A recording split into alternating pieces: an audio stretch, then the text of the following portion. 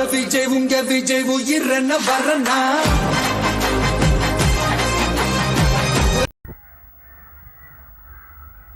புதுச்சேரினாலே உடனே ஞாபகத்துக்கு வர்றது மணக்குள விநாயகர்,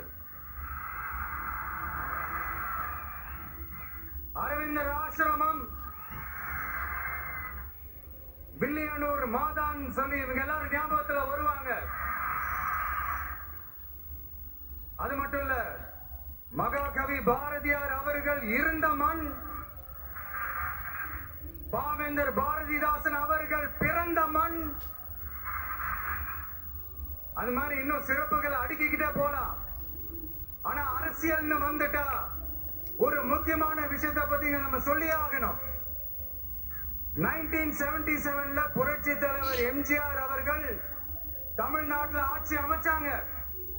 ஆனா அதுக்கு முன்னாடியே 1974லயே இங்க புதுச்சேரியில அவங்களோட ஆட்சி அமைஞ்சது.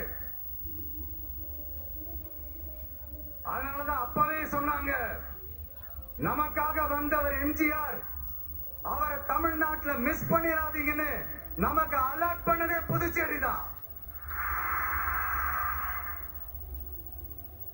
அப்படிப்பட்ட புதுச்சேரியை நம்மளால மறக்க முடியுமா?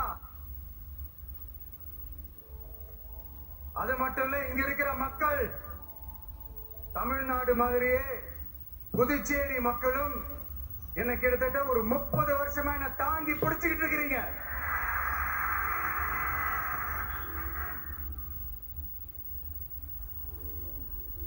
அதனால இந்த விஜய் தமிழ்நாட்டுக்கு மட்டும் தான் குரல் கொடுப்பான்னு நினைக்காதீங்க. அப்படி பண்ணாத தவறு புதுச்சேரி மக்களுக்கும் சேர்த்துதான் குரல் கொடுப்பான். அது என்னுடைய கடமையும் கூட. அதனாலதான் இங்க நீங்க ஃபேஸ் பண்ற பிரச்சனைகளை பத்தி இன்னைக்கு நான் பேசுறதுக்காக வந்திருக்கிறேன். அது மட்டும் இல்ல, இந்த புதுச்சேரி கவர்மெண்ட்டை பத்தி நாம சொல்லியே ஆகணும். இது டெஃபினட்டா தமிழ்நாட்டுல இருக்கிற மாதிரி நம்ம திமுக கவர்மெண்ட் மாதிரி கிடையவே கிடையாது. ஏன்னா வேற ஒரு அரசியல் கட்சி நடத்துற நிகழ்ச்சியாகவே இருந்தாலும் அந்த நிகழ்ச்சிக்கு தன்னெழுச்சியா வர நம்ம மக்களுக்கு பாதுகாப்பு கொடுத்து பாரபட்சமே காட்டாம இந்த கவர்மெண்ட் நடந்துகிட்டு இருக்கிறாங்க. அப்படிப்பட்ட இந்த புதுச்சேரி கவர்மெண்ட்டுக்கும் நம்ம புதுச்சேரி சிஎம் சார் அவர்களுக்கும் இந்த நேரத்தில் நல்லா இருக்கும்.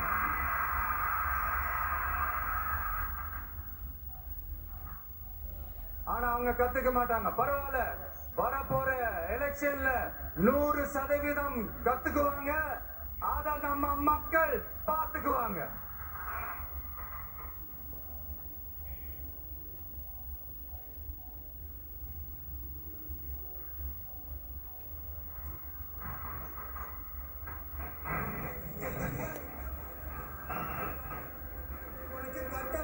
புதுச்சேரியில் இருக்கிற கவர்மெண்டோட கூட்டணி ஆட்சியில இருந்தாலும் புதுச்சேரிய ஒன்றிய அரசு எதிலையுமே கண்டுக்கல என்றது புதுச்சேரி மக்களான உங்களுக்கு நல்லாவே தெரியும்.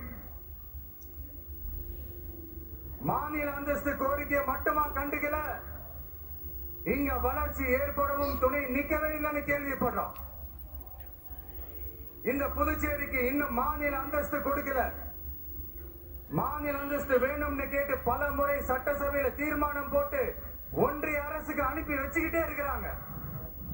இந்த வருஷம் கூட மார்ச் மாசம் 27ஆம் தேதி 2025 அன்னைக்கு ஒரு தீர்மானம் போட்டாங்க. அது மாநில அந்தஸ்து வேணும்னு கேட்டு ஒன்றிய அரசுக்கு அனுப்புற 16வது தீர்மானம். புதுச்சேரி காரைக்கால் பகுதிகளில் மூடப்பட்ட 5 மில்கள், பல்வேறு தொழிற்சாலைகளை மீண்டும் திறக்கிறதுக்கு இதுவரைக்கும் ஒரு துரும்ப கூட கிள்ளி போடல. பல்லாயிரக்கணக்கான இளைஞர்களோட வேலை வாய்ப்புக்காக எதுவுமே செய்யல. இங்க ஒரு ஐடி கம்பெனி உருவாக்கணும்ன்றது எண்ணமே இல்லை.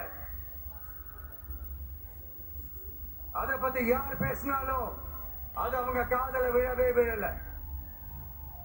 இங்க ஒரு அமைச்சரை ஊழல் குற்றச்சாட்டுல பதவி விட்டு நீக்கப்பட்டு அந்த இடத்துக்கு இன்னொருத்தரை நியமிச்சு 200 நாள் ஆச்சு.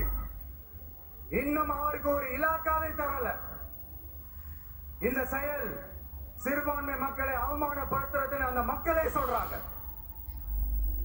புதுச்சேரியோட முக்கிய அங்கமாக இருக்கிற காரைக்கால், மாகே, ஏனாம் பகுதிகளில் எல்லாம் முன்னேற்றமே இல்லைன்னு அந்த பகுதி மக்கள் சொல்லிக்கிட்டே இருக்கிறாங்க. குறிப்பா காவிரியோட கலைமணி பகுதியான காரைக்காலை மொத்தமா கைவிட்ட மாதிரி தான் இருக்குது. இது எல்லாமே முன்னேற்றம் அடையணும். டூரிஸ்ட் பிளேஸ் ஆன புதுச்சேரியில போதுமான அளவு பார்க்கிங் வசதி இல்ல,